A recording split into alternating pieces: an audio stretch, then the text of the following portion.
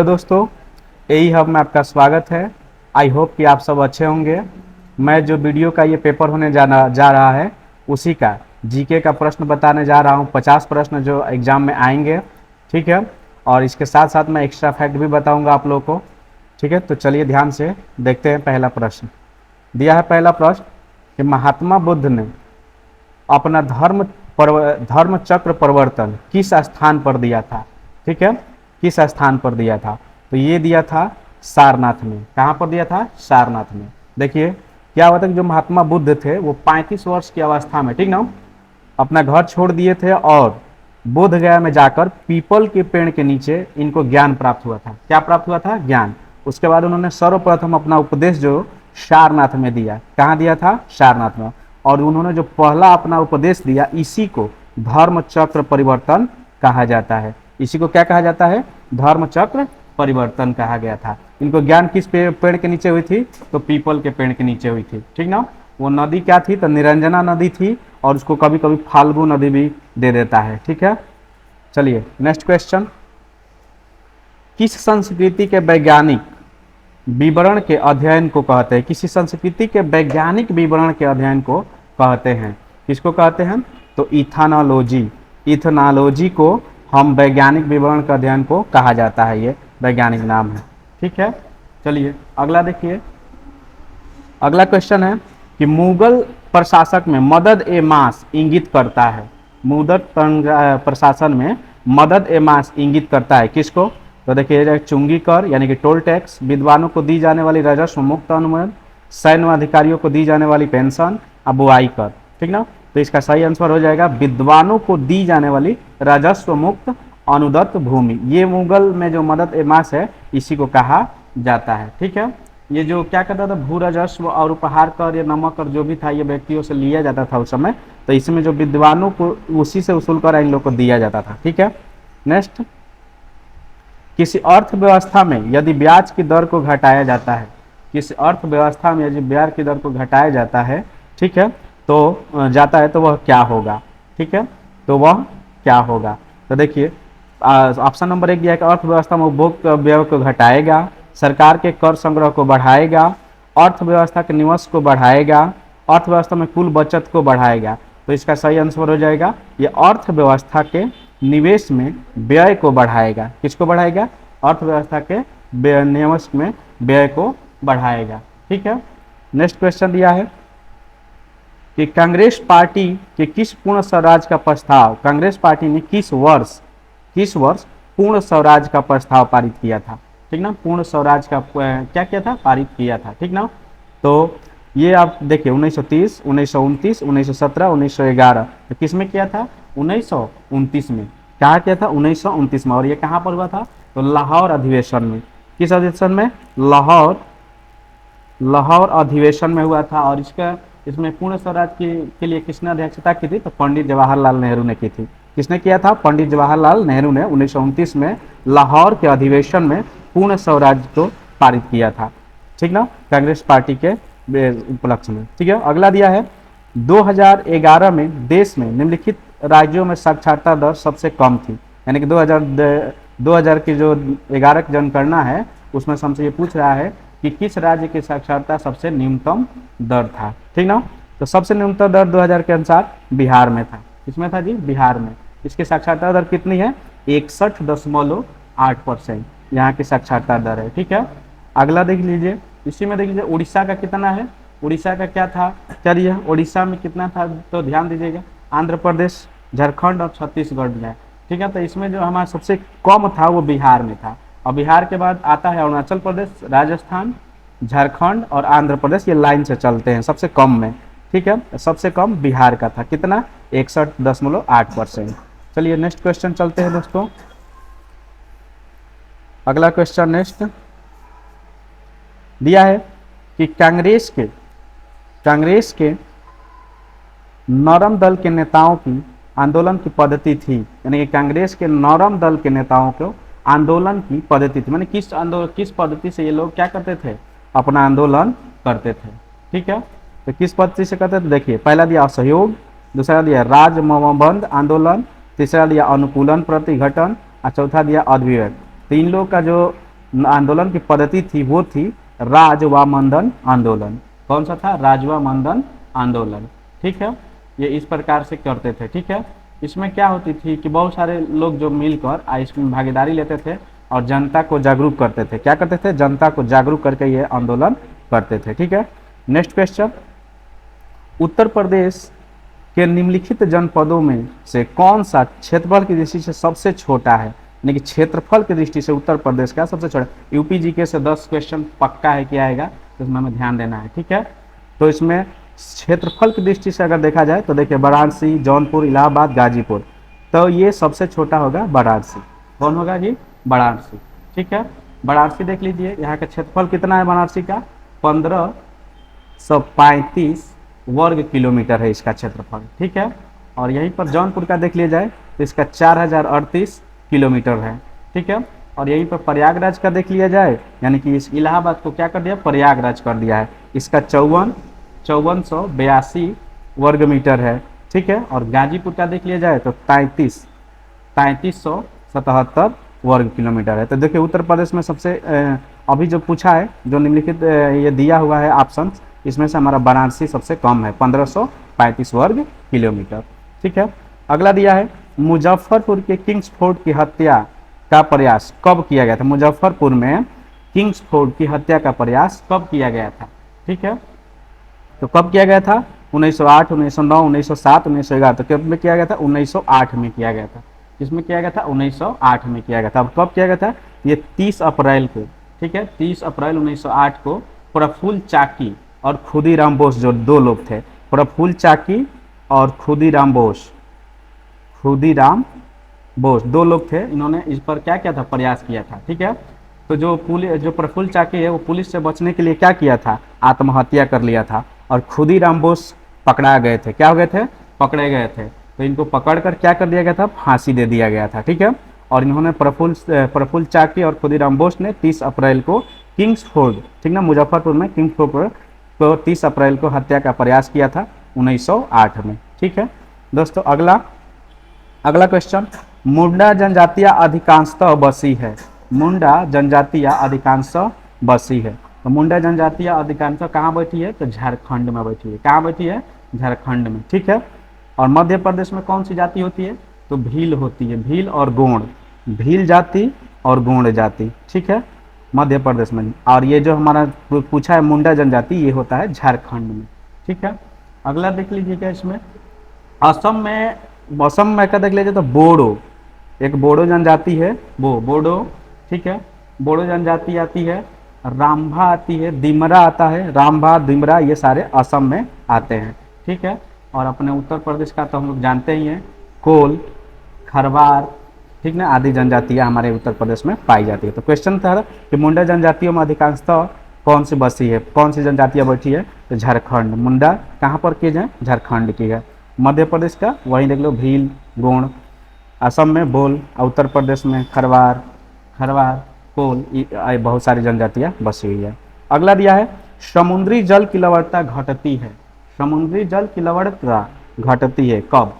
ठीक है, समुद्री जल की, तो वाष्पन अधिक होता है तब, वायु वेग कम होता है तब, आर्द्रता उच्च होती है तब, अधिक वर्षा होती है तब। तो देखिए समुद्री जल की लवणता तब घटती है जब अधिक वर्षा होती है। क्या होती है? अधिक वर्षा होती है। ठीक है, और इसमें कि देख लीजिए, समुद्र जल में औसतः 34.5, ठीक ना, ग्राम प्रति किलोग्राम, ग्राम प्रति किलोग्राम लवणता होती है। ठीक है, क्या होती है जी? लवणता होती है। जब ये बारिश होती है तो थोड़ा थोड़ा क्या होती है? घटना शुरू हो जाती है। अगला दिया है क्वेश्चन, 1942 के आंदोलन में डॉक्टर राजेंद्र प्रसाद को किस जेल में कैद रखा गया था? 1942 में डॉक्टर राजेंद्र प्रसाद को किस जेल में क्या किया गया था? रखा गया था आंदोलन में। तो देख लीजिए, Bankipur jail, Hazaribagh jail, camp jail, Bhagalpur jail. तो उनको रखा गया था बांकीपुर जेल में। किस जेल में रखा गया था? बांकीपुर जेल में।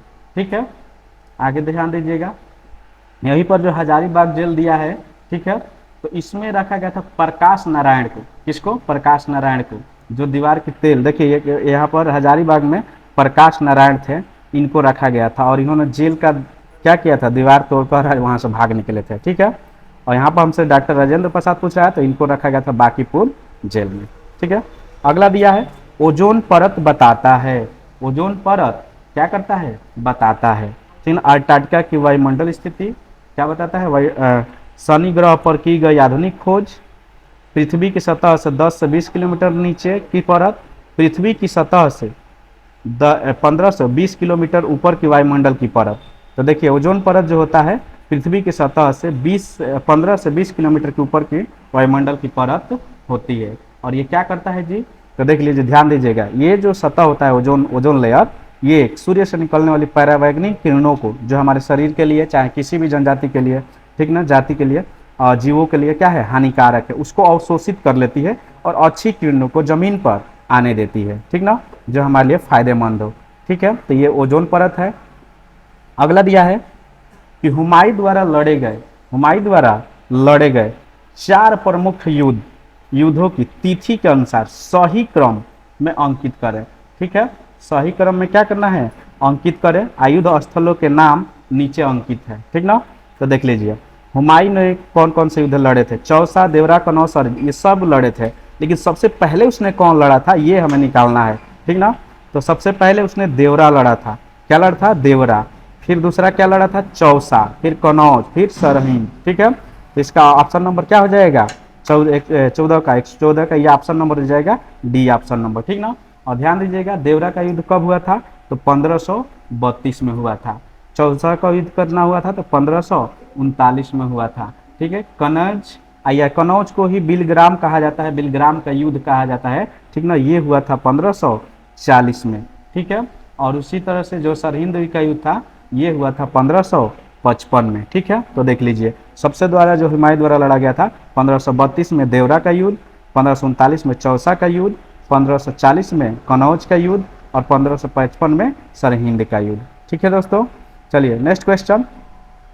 भारत में सर्वाधिक अनुसूचित जाति जनसंख्या वाला प्रदेश है। भारत में सबसे ज्यादा अनुसूचित जनजाति वाला, ठीक है, कौन सा जाति वाला, अनुसूचित जनजाति वाला कौन सा देश है। तो देखिए हमारे जो भारत में जो सबसे ज्यादा अनुसूचित जनजाति वाला देश है, ठीक है, तो 2011 के जनगणना के अनुसार उत्तर प्रदेश है।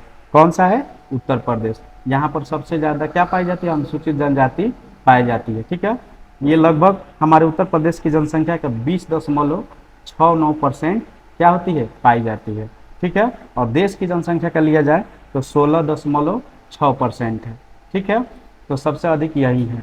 ठीक, और इसके बाद जो अगर देखा जाए तो जो अनुसूचित जाति के सर्वाधिक प्रशिक्षितता वाला राज्य में देखा जाए तो वो होता है पंजाब। लेकिन यहाँ पर हमसे ये पूछा है कि इसमें जो ऑप्शन दिया है इसके अकॉर्डिंग उत्तर प्रदेश में। ठीक है, अगला क्वेश्चन है, भारत की 1/4 से अधिक नगरीय जनसंख्या जिन 2 राज्यों में निवास करती है वे हैं। भारत की 1/4 से अधिक नगरीय जनसंख्या जिन 2 राज्यों में निवास करती है वे है।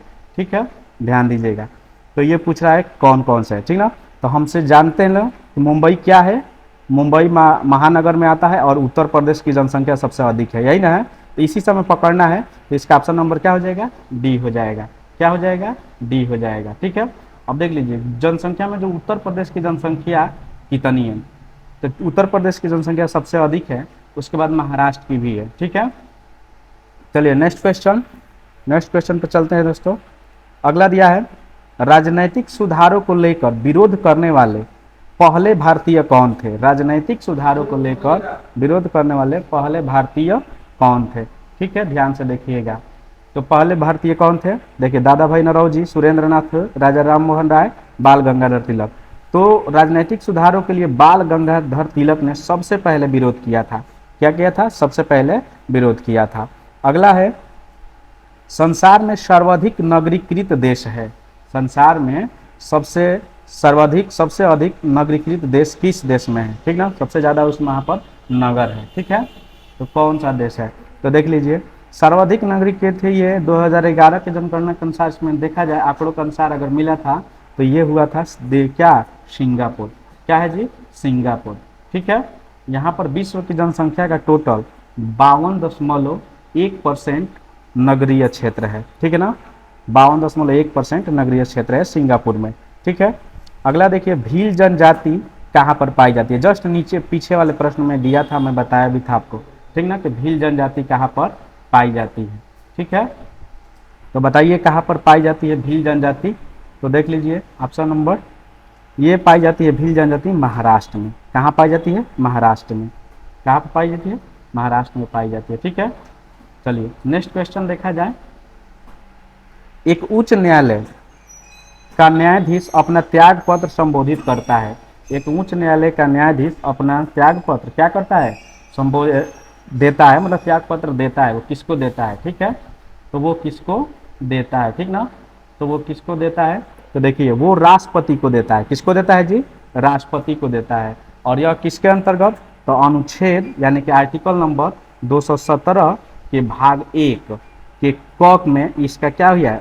उल्लेख किया गया है, मैंने आर्टिकल इसको बताया गया है कि अगर कोई उच्च न्यायालय का न्यायाधीश अपना त्याग पत्र देना चाहता है तो अनुच्छेद 217 अनुच्छेद 217 के भाग 1 के क में इसका क्या किया गया है? प्रबंध किया गया है कि यह किसको अपना त्याग पत्र देगा? तो राष्ट्रपति को देगा।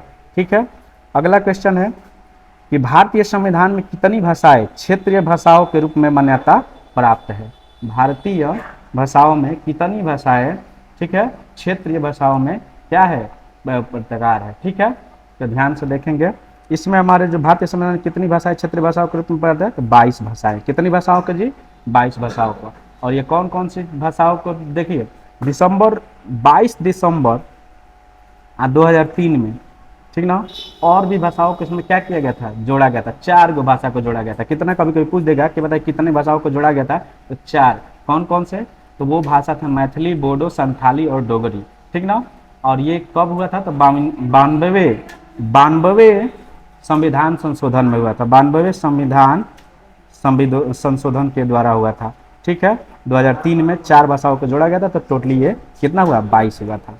अगला दिया है भारतीय संविधान में शामिल है। भारतीय संविधान में क्या है? शामिल है। ठीक है, तो देख लीजिए भारतीय संविधान में शुरुआत में जो थे तो 395 अनुच्छेद, 22 भाग और 12 अनुसूचियां क्या है? शामिल है। क्या है? शामिल है। ठीक है, नेक्स्ट क्वेश्चन, संविधान को 26 जनवरी के दिन लागू करने का निर्णय इसलिए लिया गया क्योंकि। क्यों लिया गया भाई? क्योंकि। ठीक है, ऑप्शन नंबर पहला दिया है कि कांग्रेस ने इस तिथि को 1930 में स्वतंत्रता दिवस के रूप में क्या किया था? मनाया था। ठीक है, इस तिथि को 1942 में भारत छोड़ो आंदोलन प्रारंभ किया था। यह एक शुभ दिन था। उपयुक्त में से कोई नहीं। कांग्रेस ने इस तिथि को 1930 में स्वतंत्रता दिवस के रूप में क्या किया था? मनाया था। इसीलिए 26 जनवरी को ही ये लागू करने का निर्णय लिया गया। ठीक है, नेक्स्ट क्वेश्चन, यूरोप की एक पर्वत श्रृंखला है। यूरोप की एक पर्वत श्रृंखला है। कौन सी है? आल्पस। कौन सी है जी? आल्पस है। ठीक है, ये यूरोप में क्या है? स्थित है। ठीक है, और ध्यान से देखिएगा अगला चलते हैं। अगला है कि बहुउद्देशीय नदी घाटी योजनाओं को आधुनिक भारत के मंदिर किसने कहा था? बहुउद्देशीय नदी घाटी की योजनाओं को आधुनिक भारत के मंदिर किसने कहा था? ठीक है, भारत के किसने कहा था? ठीक है, तो इसको डॉक्टर राजेंद्र प्रसाद ऑप्शन दिया है, जवाहरलाल नेहरू, श्रीमती इंदिरा गांधी, महात्मा गांधी। तो ये कहा था जवाहरलाल नेहरू ने, पंडित जवाहरलाल नेहरू ने कहा था। ठीक है, चलिए नेक्स्ट अगला दिया है, चट्टान पर उगने वाले पादप कहलाते हैं। चट्टान पर उगने वाले पादप कहलाते हैं। ठीक है, क्या कहलाते हैं जी? शैलोदभिद। शैलोदभिद कहलाते हैं। चट्टान पर जो उगते हैं पादप उसको शैलोदभिद कहा जाता है। ठीक है, नेक्स्ट क्वेश्चन, जल वाष्प ताप पर थर्मामीटर को नामांकित करने के उपकरण निम्न में से कौन सा है? जल वाष्प ताप पर थर्मामीटर को नामांकित करने का उपकरण निम्न में से कौन सा है? ठीक है, तो ध्यान दीजिएगा इसमें से जो वाष्प और ताप को थर्मामीटर नामांकित करने के लिए हाइग्रोमीटर का प्रयोग किया जाता है। किसका किया जाता है? हाइग्रोमीटर का प्रयोग किया जाता है। चलिए दोस्तों नेक्स्ट क्वेश्चन चलते हैं।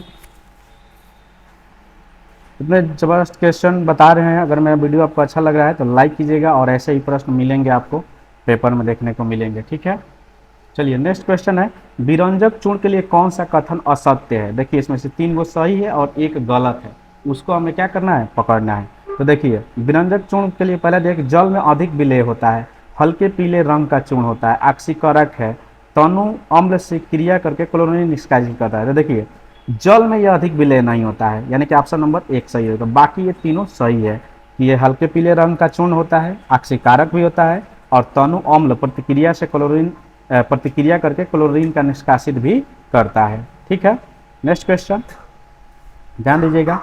किस खनिज से रेडियम प्राप्त किया गया था? किस खनिज से रेडियम प्राप्त किया गया था? ठीक है, ध्यान दीजिएगा। तो देखिए, चूना पत्थर, पीच ब्लेड, रूटाइल, हेमेटाइट। तो जो रेडियम प्राप्त किया गया था वो पीच ब्लेड से किया गया था। किससे किया गया था? पीच ब्लेड से किया गया था। ठीक है, ये जो हो ये कहाँ से मिलता है? तो ये हेमेटाइट से मिलता है। और हेमेटाइट कहाँ से मिलता है? तो वो मिलता है आपका लोहा से। ये पीच ब्लेड कहाँ से मिलता है? हेमेटाइट। और ये कहाँ से मिलता है? तो लोहा से मिलता है। कहाँ से मिलता है? लोहा से। ठीक है, चलिए नेक्स्ट क्वेश्चन ध्यान देंगे। अगला करके बत्ती वाले स्टोव में किरोसिन का बत्ती में ऊपर चढ़ने का कारण है। देखिए, बहुत अच्छा सवाल है, बहुत बार ये पूछा है। ठीक है, कितनी बार पूछा है? बहुत बार ये पूछा है। ठीक ना। तो देखिए, पहला दिया पारासरण, विसरण, पृष्ठ तनाव और जीव द्रव्य संकुचन। तो हमें मालूम है कि आपको इसका आंसर मालूम है। चलिए, पृष्ठ तनाव किसके कारण होता है? ये पृष्ठ तनाव के कारण ये बत्ती जो है, बत्ती का तेल जो है फीते में चढ़कर ऊपर जाती है। ठीक है, नेक्स्ट क्वेश्चन है, निम्नलिखित में से कौन सी विटामिन की खून के जमने की आवश्यकता होती है? मैंने कौन सी विटामिन होगी जिससे खून जमाने की आवश्यकता पड़ेगी? ठीक है, तो मैं विटामिन का एक वीडियो डाल दिया था जिसमें से टोटली विटामिन है, आप लोग देख लीजिएगा। उसमें टोटल विटामिन एक भी क्वेश्चन उससे बाहर नहीं आएगा। ठीक ना। तो देखिए, विटामिन कौन सी विटामिन होती है? विटामिन आपके किस विटामिन की कमी से हमारा क्या होता है? खून का जमना होता है। तो ध्यान दीजिएगा, विटामिन के होता है, यानी कि डी ऑप्शन। विटामिन के की कमी से अगर हमारा कमी है तो हमारा बॉडी में क्या होगा? खून का जो संचरण होगा कटने के बाद वो कटेगा नहीं। ठीक है, तो इसलिए ये क्या है? विटामिन के होता है। ठीक है, चलिए ध्यान दीजिएगा। क्लोरीन, ठीक है, क्लोरीन क्लोरोफिल में कौन सा धातु आयन पाया जाता है? ठीक है, क्लोरोफिल। क्लोरोफिल क्या होता है? जो हरी पत्तियों में पाया जाता है, जिसके कारण पत्तियां क्या होती है? हरी होती है। ठीक ना। तो ये कैसे होती है? तो देखिए, ये मैग्नीशियम से होता है। मैग्नीशियम कहाँ से मिलता है? लोहा से। लोहा से मैग्नीशियम मिलता है, और इससे मैग्नीशियम के कारण हमारी पत्तियां जो होती है बहुत ज़्यादा काला, यानी कि मैग्नीशियम के कारण क्लोरोफिल की मात्रा बढ़ जाती है, जिससे पत्तियां बहुत ज़्यादा हरा दिखाई देने लगता है, मैग्नीशियम। ठीक है, चलिए नेक्स्ट क्वेश्चन। आम की बीज रहित प्रजाति है। आम की बीज रहित प्रजाति है। ठीक है, आम की बीज रहित प्रजाति है। ये हमें क्वेश्चन क्या करना है? बताना है कि आम की बीज रहित प्रजाति कौन से है? तो सिंध प्रजाति है। कौन सी प्रजाति है? तो सिंध प्रजाति है। ठीक है, अगला है कि निम्नलिखित में से कौन सा मनुष्य में अवशेषी अंग नहीं है? निम्नलिखित में से कौन सा मनुष्य में अवशेषी अंग नहीं है? पहला दिया है निकटेंटिंग पर्दा, कर्णपाली की कर्भाग मांसपेशियां, सामने वाले चपटे दांत, और वर्मी फार्म अपेडिक्स। ये हमें क्या करना है? बताना है। ठीक है, तो ये होता है सामने वाले चपटे दांत, कृदंत दांत कहा जाता है, जो अंदर जाकर चौड़े होते हैं। आप लोग मुंह में लगाकर उंगली देख लीजिएगा, जो अगले दांत में क्या होते हैं? चौड़े होते हैं, ये होते हैं ये। ठीक है, चलिए नेक्स्ट क्वेश्चन देखा जाए। और ये क्या होता है? ठीक ना। तो देखिए, जो ये होता है इसमें क्या होता है कि निकोटेटिंग का ये पर्दा से लगा रहता है। ठीक है, और ये जो इसका मांसपेशिया होता है मजबूत होता है। ठीक है, नेक्स्ट दिया है, उत्तर प्रदेश में रानी लक्ष्मीबाई बांध परियोजना निर्मित है। उत्तर प्रदेश में रानी लक्ष्मीबाई बांध परियोजना क्या है? निर्मित है। ठीक है, तो कहाँ पर निर्मित है? बेतवा नदी पर है। कहाँ पर है जी? बेतवा नदी पे है। और ये बेतवा नदी कहाँ है? तो देखिए, ललितपुर, उत्तर प्रदेश में एक ललितपुर है। ठीक ना, ललितपुर। ललितपुर, ललितपुर किसी चीज़ के लिए क्या है? वो है ललितपुर है। यहाँ से 22 किलोमीटर दूर पर ये जो हमारा बेतवा नदी बनी है, मैंने ललितपुर में ही है, लेकिन यहाँ से 22 किलोमीटर की दूरी पर यह बेतवा नदी है। ठीक है, अगला दिया है, पीत क्रांति से संबंधित उत्पादन से है। मैंने पीत क्रांति संबंधित उत्पादन से है कि पीत क्रांति किस उत्पाद से है। ठीक है, तो ध्यान दीजिएगा, पीत क्रांति जो होता है तिलहन। तिलहन देखिए पीला फूल होता है, नहीं पीत जान लीजिए क्या होती है? ये होती है। ठीक है, और ध्यान दीजिएगा कि ये जो क्रांति वाला है इसमें से एक क्वेश्चन पक्का देता है। ठीक है, क्या करता है जी? एक क्वेश्चन पक्का देता है। ठीक है, चलिए नेक्स्ट देख लीजिए ध्यान से। अगला क्वेश्चन दिया है कि निम्नलिखित में से कौन सा एक बाल्टिक राष्ट्र नहीं है? निम्नलिखित में से कौन सा एक बाल्टिक राष्ट्र नहीं है? ठीक है, तो ध्यान दीजिएगा, लवटिया, स्लोकिया, लिथुआ और एस्टोनिया। तो इसमें से कौन सा एक राजनीतिक राष्ट्र नहीं है? तो स्लोवाकिया जो है एक बाल्टिक राष्ट्र नहीं है। बाकी जो सब हैं ये बाल्टिक राष्ट्र है। लवटिया, लिथुआनिया और एस्टोनिया ये सब क्या है? बाल्टिक राष्ट्र है। तीनों राष्ट्र बाल्टिक सागर के पूर्व में स्थित है। इसीलिए देखो बाल्टिक ये एक सागर है और इसके ये तीनों आसपास क्या है? स्थित है। इसीलिए इसको बाल्टिक राष्ट्र कहा जाता है। और इसमें से स्लोवाकिया जो बाल्टिक राष्ट्र के अंतर्गत नहीं आता है। अगला दिया है किस प्रकार के कंप्यूटरों का सर्वाधिक प्रयोग किया जाता है? किस प्रकार के कंप्यूटरों का सर्वाधिक प्रयोग किया जाता है? तो देखिए सबसे ज़्यादा आजकल जो प्रयोग में होते हैं वो होते हैं मिनी। कौन से होते हैं? माइक्रो कंप्यूटर होते हैं। कौन सा? माइक्रो कंप्यूटर का प्रयोग सबसे, क्योंकि सब पर्सनली सब यूज करते हैं। ये सब बड़े बड़े हुए अधिक लोगों के लिए यूज कर लिए। ठीक है। अगला दिया है निम्नलिखित में से कौन शक्ति तथा खाद दोनों दे सकता है? माने कि पावर, शक्ति और खाद दोनों दे सकता है। ठीक है। तो इसमें से कौन सा दे सकता है? बायोगैस। कौन सा गैस जी? बायोगैस। देखिए इसमें बायोगैस क्या है? लगभग 65% इसमें क्या होता है? मेथेन होता है। क्या होता है जी? मेथेन होता है। 65% बायोगैस यानी कि गोबर से जो हम लोग क्या करते हैं? बनाते हैं। तो ये सबसे ज़्यादा शक्ति और खाद दोनों दे सकता है। आजकल जो खेतों में यूज किए जा रहे हैं वो रासायनिक केमिकल से बनाए जाते हैं, इसलिए वैसा है। लेकिन अगर जो गोबर गैस यानी कि बायोगैस दे दिया जाए, इसमें सबसे ज़्यादा क्या होता है? मीथेन की मात्रा होती है 65%। ठीक है। Next question. किसी निश्चित क्षेत्र में प्राणियों की संख्या की सीमा जिसे पर्यावरण समर्थन कर सकता है कहलाती है। ठीक है। तो ध्यान दीजिएगा, कहलाती है। तो देखिए किसी निश्चित क्षेत्र में प्राणियों की संख्या की सीमा जिसे पर्यावरण समर्थन कर सकता है कहलाती है, वो कहलाती है वहन क्षमता। क्या कहलाता है जी? वहन क्षमता कहलाता है। ठीक ना। बाकी सब ऑप्शन फालतू है। अगला दिया है निम्नलिखित में से कौन सी गैस ग्लोबल वार्मिंग के लिए जिम्मेदार है? ठीक है। कौन किसके लिए? ग्लोबल। तो देखिए ग्लोबल वार्मिंग के लिए नाइट्रोजन, मीथेन, कार्बन मोनोऑक्साइड और कार्बन डाइऑक्साइड। तो सबसे ज़्यादा ये होता है क्या? Carbon dioxide. ये सबसे ज़्यादा ग्लोबल वार्मिंग माने कि हमारे वो पृथ्वी पर गर्मी देता है। ठीक है। इसी के कारण ज़्यादा गर्मी होती है। कार्बन मोनोऑक्साइड एक जहरीली गैस है जिसको ज़्यादा देर तक सूंघने से आदमी क्या हो जाता है? मर सकता है। ठीक है। अगला दिया है निचली गंगा नहर का उद्गम स्थल कहाँ है? निचली गंगा नहर का उद्गम कहाँ पर है? ठीक है। तो ध्यान दीजिएगा, इसका ऑप्शन देख लीजिए, बरेली, हरिद्वार, कानपुर और नरोरा दी। इसमें से किस कहाँ पर ये स्थित है? तो नरोरा में है। कहाँ पर है जी? नरोरा में है। ठीक है। कहाँ पर है ये? नरोरा में। ठीक है। और नरोरा कहाँ पर है? तो ये है बुलंदशहर में स्थित है। कहाँ पर स्थित है? बुलंदशहर में। ठीक है। उत्तर प्रदेश में बुलंदशहर है, वहीं पर है। ठीक है। और ये कहाँ से मिलते हुए? अलीगढ़, एटा, मैनपुरी, फिरोजाबाद, लगभग फतेहपुर, इन सब से ये जुड़ते हुए ये क्या होती है? जाती है। मतलब कि जो नरोरा है ये निचली गंगा वाली, इससे लाभान्वित जिले हैं बुलंदशहर, अलीगढ़, एटा, ठीक ना, मैनपुरी, और इसके साथ साथ और भी जिले हैं कानपुर, फर्रुखाबाद, फतेहपुर, प्रयागराज। ये लगभग सब इस बांध से, ये निचली गंगा से क्या होते हैं? लाभान्वित होते हैं। ठीक है। अगला है उत्तर प्रदेश में उर्दू को द्वितीय राजभाषा घोषित किया गया था। ठीक है। उत्तर प्रदेश में उर्दू को किस वर्ष, ठीक ना, राजभाषा घोषित किया गया था? ठीक है। तो इसका आंसर हो जाएगा आपका 1989 में। ठीक है। कब हुआ था? 1989 में किया गया था। नेक्स्ट क्वेश्चन दिया है उत्तर प्रदेश का मुख्य लोक नृत्य क्या है? ठीक ना। उत्तर प्रदेश का मुख्य लोक नृत्य क्या है? यूपी जी के साथ पक्का देगा। ठीक है। तो इसमें देख लीजिए धोबिया, राई, सायरा, ये सभी के सभी हैं उत्तर प्रदेश के लोक नृत्य। अगला क्वेश्चन, जलियांवाला बाग में प्रदर्शन के लिए क्यों लोग जमा हुए थे? यानी कि जलियांवाला बाग जो प्रदर्शन किया गया था उसमें लोग क्यों गए थे, क्यों जमा हुए थे? ठीक है। तो इसमें दिया गांधी जी और लाला लाजपत के गिरफ्तारी के प्रति विरोध प्रदर्शन, किचलू तथा सत्यपाल के बंदी बनाने के विरोध में प्रदर्शन, बैसाखी की प्रार्थना के लिए, पंजाब सरकार के अमानवीय कार्यकलापों के प्रति विरोध। नहीं, किचलू तथा सत्यपाल के बंदी बनाने के विरोध में वहां पर लोग क्या हुए थे? जमा हुए थे, ताकि उनको क्या किया जाए? छोड़ा ले। इसी के विरोध में वहां पर जमा हुए थे और वहीं पर क्या हुआ था? गोलियां चली थी।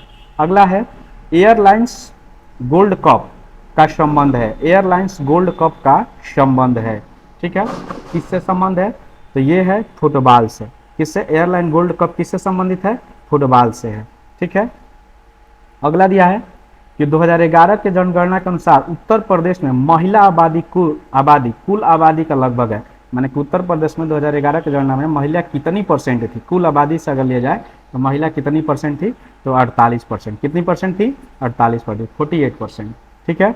नेक्स्ट दिया है कि मंसफई गुफा में, ठीक है, जियोरिशा माइंसनी नामक एक सूक्ष्म घोंघे की प्रजाति की खोज की गई है।